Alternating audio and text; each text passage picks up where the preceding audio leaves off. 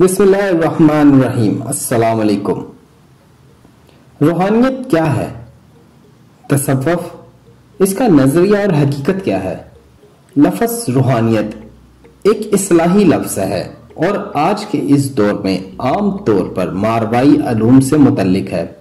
ہر شخص نے ایک خاص مفہوم اپنے ذہن میں واضح کر رکھا ہے کہ روحانیت کیا ہے یا لفظ روحانیت سے کیا مراد ہے۔ ایسے اصطلاحی لفظ ہر فن، ہر ہنر اور ہر شعبہ علم میں انسانوں نے طے کر رکھے ہیں۔ اس سے مقصود یہ ہوتا ہے کہ کسی خاص نظریے کو بیان کرنے کے لیے بار بار لمبی چوڑی تشریح نہ کی جائے، بلکہ وقت کی کمی کی وجہ سے کام لیتے ہوئے کم سے کم وقت میں ایک معلوماتی پیرائے کو لکھ پڑھ اور سمجھ لیا جائے۔ اکثر ہم دوستوں کی محفل میں بیٹھے ہوتے ہیں تو ایک لفظ سننے کو ملتا ہے، لیجئے لطیفہ سنیے۔ عربی زبان میں یہ لفظ ہرگز ان معنی میں استعمال نہیں ہوتا جن معنی میں اردو بولنے والا طبقہ اسے استعمال کرتا ہے۔ اسی طرح یہ لفظ روحانی منازل میں 6 ایسے مقامات کا نام ہے جنہیں لطائف السطح کہا جاتا ہے اور لطیفہ قلب، لطیفہ روح، سر، خفی، اخفا وغیرہ وغیرہ کے نام سے موسوم کیا جاتا ہے، مگر ہم عام طور پر اسے مزاحیہ بات کے لیے استعمال کرتے ہیں۔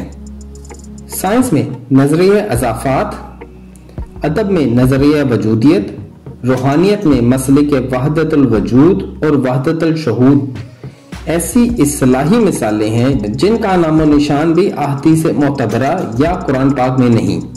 یہ خالصتاً انسانی تراکیب ہیں، مگر سب کی سب فی الفور ہمارے سامنے اس تشریح کو مجسم کر دیتی ہیں جو ان کی طے میں پوشیدہ ہوتی ہے۔ ہمارے ہاں لفظ مذہب دین کے معنی میں استعمال ہوتا ہے، مگر عربوں کے ہاں اس کے کچھ اور ہی معنی ہیں۔ اگر کوئی عرب آپ سے پوچھتا ہے کہ آپ کا مذہب کیا ہے تو آپ اس کو کہتے ہیں کہ اسلام، تو وہ ہنس پڑے گا۔ وہ کہے گا اسلام تو دین ہے، میں تم سے پوچھتا ہوں کہ تم حنفی ہو یا مالکی ہو یا حنبلی یا شافعی، تب آپ کو پتا چلے گا اس لفظ کو فرقے کے لیے استعمال کیا جاتا ہے۔ مذہب کے معنی چونکہ راستہ ہیں، لہذا عربوں کے ہاں یہ لفظ اس خاص مسلک کے لیے استعمال ہوتا ہے جسے آپ نے اختیار کیا ہوا ہے۔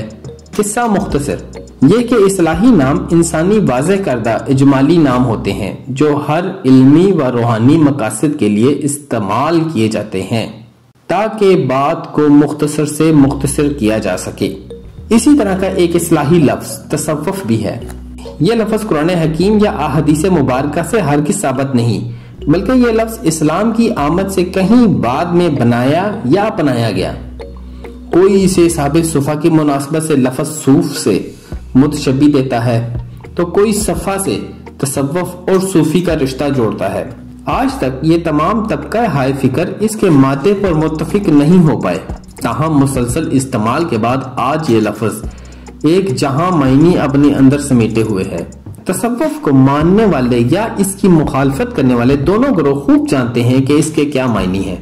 ہاں، یہاں یہ وضاحت کرنا بھی ضروری ہے کہ اکثر لوگ نجوم، رمل، علم الاعداد، پامسٹری، جفر، فال وغیرہ کو بھی تصوف کے زمرے میں شامل کر لیتے ہیں، حالانکہ یہ بات درست نہیں ہے، اور اس لیے کہ یہ سب روحانی ہنر تو کہلا سکتے ہیں لیکن ان کا تصوف سے دور کا بھی واسطہ نہیں۔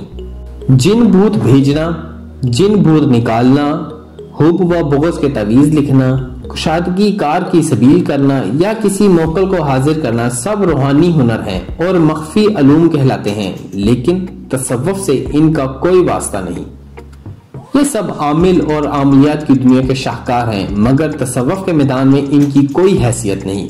ہمارے دور کے عظیم صوفی بزرگ مولانا علی یار خان نقشبندی اویسی دلائل السلوک میں فرماتے ہیں، تصوف کے لیے نہ کشف و کرامات شرط ہے، نہ دنیا کے کاروبار میں ترقی دلانے کا نام تصوف ہے، نہ تعویذ گنڈوں کا نام تصوف ہے، نہ جھاڑ پھونک کا نام تصوف ہے، نہ مقدمات جیتنے کا نام تصوف ہے، نہ قبروں پہ سجدہ کرنے اور ان پر چادریں چڑھانے اور چراغ جلانے کا نام تصوف ہے، اور نہ آنے والے واقعات کی خبر دینے کا نام تصوف ہے۔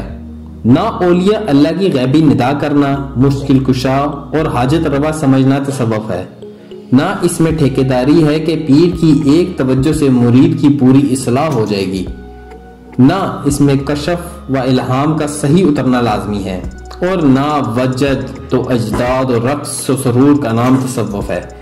یہ سب چیزیں تصوف کا لازمہ بلکہ عین تصوف سمجھی جاتی ہیں، حالانکہ ان میں سے کسی ایک چیز پر بھی تصوف اسلامی کا اطلاق نہیں ہوتا، بلکہ یہ ساری خرافات اسلامی تصوف کی عین ضد ہیں۔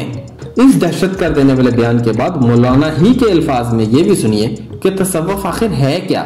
مولانا علی یار خان صاحب فرماتے ہیں، تصوف وہ علم ہے جس سے تزکیہ نفوس اور تزکیہ اخلاق اور ظاہر و باطن کی تعمیر کے احوال پہچانے جاتے ہیں تاکہ سعادت ابدی حاصل ہو، نفس کی اصلاح ہو اور رب العالمین کی رضا اور اس کی معرفت حاصل ہو۔ اور تصوف کا موضوع تزکیہ، تصفیہ اور تعمیر باطن ہے۔ اس کا مقصد ابدی سعادت حاصل کرنا ہے۔ وہ مولانا کے مطابق تصوف نام ہے اس بات کا کہ وہ افعال جو قرب الہی کا باعث بنے ان پر عمل کیا جائے، اور جو عمل اور فعل اللہ سے دوری کا باعث بنے اسے ترک کر دیا جائے۔ وہ اس کے علاوہ کسی عمل یا انداز کو تصوف ماننے کے لیے تیار نہیں ہے۔ علوم مخفی جن کا میں نے ذکر کیا ہے اگرچہ تصوف سے براہ راست کچھ تعلق نہیں رکھتے، مگر ابتدا میں قریب قریب تصوف کا ہر متلاشی ان علوم کو حاصل کرتا ہے، ہر اس علم سے بہرہ ہونے کی کوشش کرتا ہے جسے روحانیت سمجھتا ہے یا روحانیت کے حصول میں معاون سمجھتا ہے، مگر وہ جوں آگے بڑھتا ہے اسے احساس ہوتا ہے کہ یہ سب ضمنی اور قیاسی علوم ہیں، لہذا وہ جلد ہی اپنی اصلاح کر کے اصل جاہ منزل کے حصول میں کوشاں ہو جاتا ہے یا پھر ان علوم کی بھول بھلائیوں میں گم ہو جاتا ہے۔ ہاں، یہ علوم سفر روحانی میں کچھ نہ کچھ کام ضرور آتے ہیں، وہ اس طرح کہ بیشتر لوگ سلوک سے وابستہ لوگوں کو بالضرور ان علوم کا ماہر بھی سمجھتے ہیں، اور بعض اوقات یہ علوم انسان کے عام مسائل کو سلجھانے میں بے حد مددگار بھی ثابت ہوتے ہیں۔ حضرت مولانا علی یار نے تو ان علوم کو تصوف کی ضد قرار دیا ہے، مگر جو چیز بنیے نو انسان کو فائدہ پہنچائے اسے جاننے یا استعمال کرنے سے روح تصوف کو کوئی نقصان نہیں پہنچتا۔ تمام کام نیتوں کے مطابق اپنا مفہوم رکھتے ہیں، سو نیت اگر نیک ہو اور اس عمل کی سر انجام دہی میں شرک کا پہلو نہ نکلتا ہو تو اسے عمل میں لانا بعض اوقات فرض ہو جاتا ہے۔ اس کی ایک مثال دیتا ہوں۔ ہمارے ہاں ہر ساس یہ سمجھتی ہے کہ بہو اس پر جادو کراتی ہے، اور ہر بہو بھی جواباً یہ یقین رکھتی ہے کہ ساس نے اس پر کالا علم کرایا ہے۔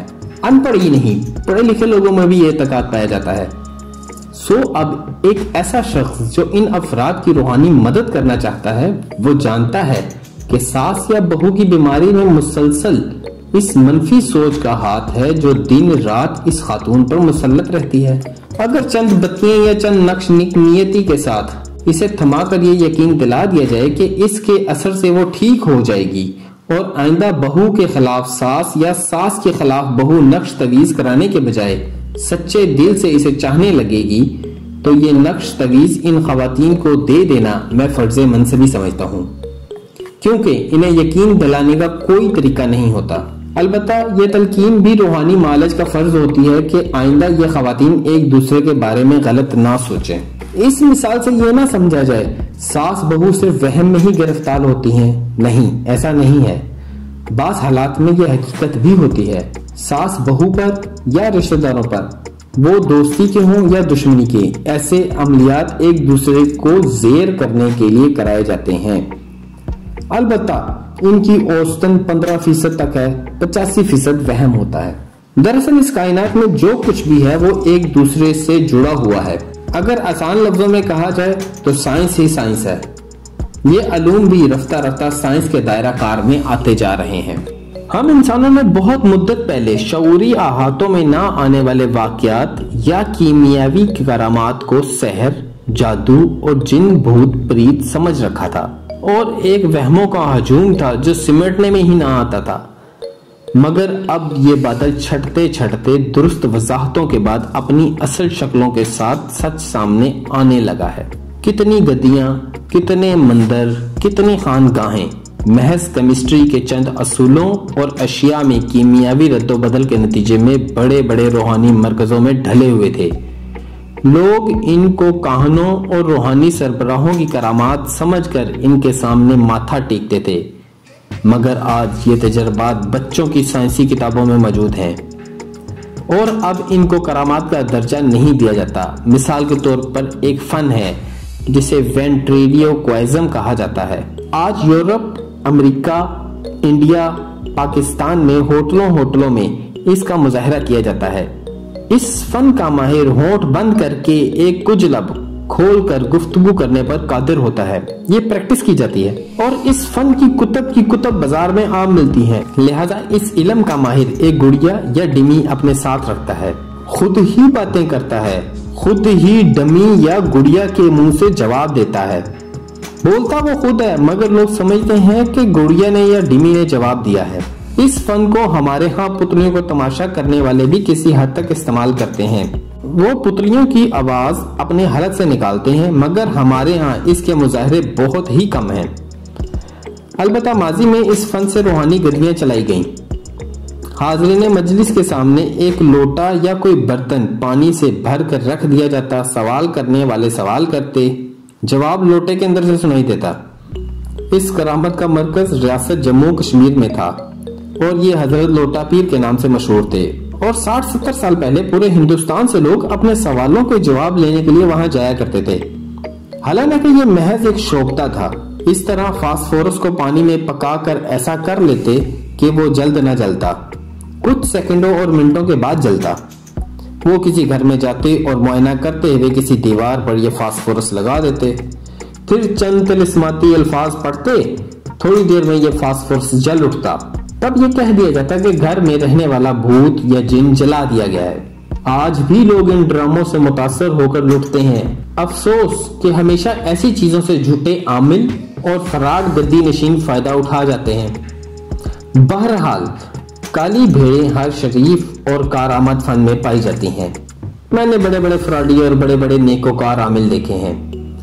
فراڈ عامل اپنے عمل کی قیمت ہزاروں میں بتائے گا، پہاڑی الو خریدنے کے لیے، مردے کی کھوپڑی حاصل کرنے کے لیے، ایسا کالا بکرا خریدنے کے لیے جس کا ایک بال بھی سفید نہ ہو، 14ویں کی چاند میں گرکٹ پکڑنے کے لیے۔ ظاہر ہے آپ ان میں سے ایک بھی چیز حاصل نہیں کر سکتے، لہذا آپ بے بس ہو کر عامل کو طلب کردہ رقم دے دیں گے۔ میرے پاس اکثر ایسی عورتیں، ایسے مرد آتے ہیں جو ان فراڈ عاملوں کے ہاتھوں لٹ چکے ہوتے ہیں۔ کسی نے 20,000، کسی نے 50,000 اور کسی نے 2 لاکھ لٹایا ہوتا ہے۔ اگر ادائیگی کرنے والا ذرا صحت مند اور اپنی رقم کے مطالبے پر تشدد کا رویہ اختیار کر لے تو یہ چال باز 50,000 میں سے 10,000 رکھ کر باقی رقم لٹا دیتے ہیں۔ ایسے لوگوں کے دام میں نہ آنا آپ کے بس میں ہے۔ میں بڑے وثوق سے اعلان کرتا ہوں کہ کتنا بڑا ہی عمل کیوں نہ کیا جائے، خرچہ اس حد تک نہیں جا سکتا۔ یہ بڑی بڑی رقمیں یہ لوگ اپنے نان نفقے اور اپنی عیاشیوں کے لیے بٹورتے ہیں۔ یہ حقیقت اپنی جگہ ہے کہ انبیاء علیہ السلام کو معجزات عطا کیے گئے، اولیاء اللہ کو کرامات کی صلاحیت سے نوازا گیا۔ معجزات تو انبیاء علیہ السلام کو رب کائنات عطیات ہیں، مگر اہل تصوف کی نظر میں کرامت کی کوئی حیثیت نہیں۔ کشف و کرامات کو یہ لوگ شعبدہ ہی قرار دیتے ہیں۔ روحانی مراتب حاصل کرنے میں جو سفر درپیش آتا ہے یہ اس کا ایک موڑ ہے، اور صاحب ہمت اہل تصوف اس موڑ سے جلد از جلد گزرنے کی کوشش کرتے ہیں، کیونکہ بعض اوقات اس موڑ کی کیفیات باقی سارے سفر کو برباد کر کے رکھ دیتی ہیں۔ لوگ صرف اسے ولی سمجھتے ہیں جو ان کے دل کی بات بوجھ لے یا جان لے کہ وہ کیا مشکل لے کر اس کے سامنے آئے ہیں۔ بتانے والا یہ بات بتا دے تو بس ایک طوفان کھڑا ہو جاتا ہے، ہجوم مکھیوں اور مچھروں کی طرح امڑ پڑتا ہے اور صورتحال بے قابو ہو جاتی ہے۔ ہر طرف سے دادے تحسین کے ڈونگرے بجائے جاتے ہیں۔ نتیجہ یہ نکلتا ہے کہ طالب سلوک وہیں کا ہو کر رہ جاتا ہے اور منزل اسے پکارتی رہ جاتی ہے۔ اس سفر کے دوران اہل تصوف کا ہرگز یہ اندیہ نہیں ہوتا کہ وہ دنیاوی طور پر شہرت حاصل کرے اور لوگوں کو اپنے گن گانے پر مجبور کرے۔ یہ باطن کا سفر ہے کہ وہ بعد میں کیا پرایا اختیار کریں، کس حیت کو اپنائیں۔ یہ ایک مختصر سا تعارف ہے تصوف کا، بات لفظ کی نہیں صرف اصلاح کی ہے۔ لہذا جہاں ہم نے اپنی سہولت کے لیے بے شمار اصلاحوں کو اپنایا ہوا ہے، اس اصلاح کو بھی اپنانے میں کوئی حرج نہیں۔ اس کا حقیقی مفہوم یعنی تصوف کا ما حاصل فکر محمدی صلی اللہ علیہ وآلہ وسلم حاصل کرنا ہے، اور آخری قرار گاہ تو یہی فکر ہے۔ تصوف کی ابتدا بھی رسول پاک صلی اللہ علیہ وآلہ وسلم ہے اور انتہا بھی۔ البتہ اس کے لیے جو طریقہ کار اختیار کیا جاتا ہے، اس سارے سسٹم کے لیے لفظ تصوف استعمال کیا جاتا ہے۔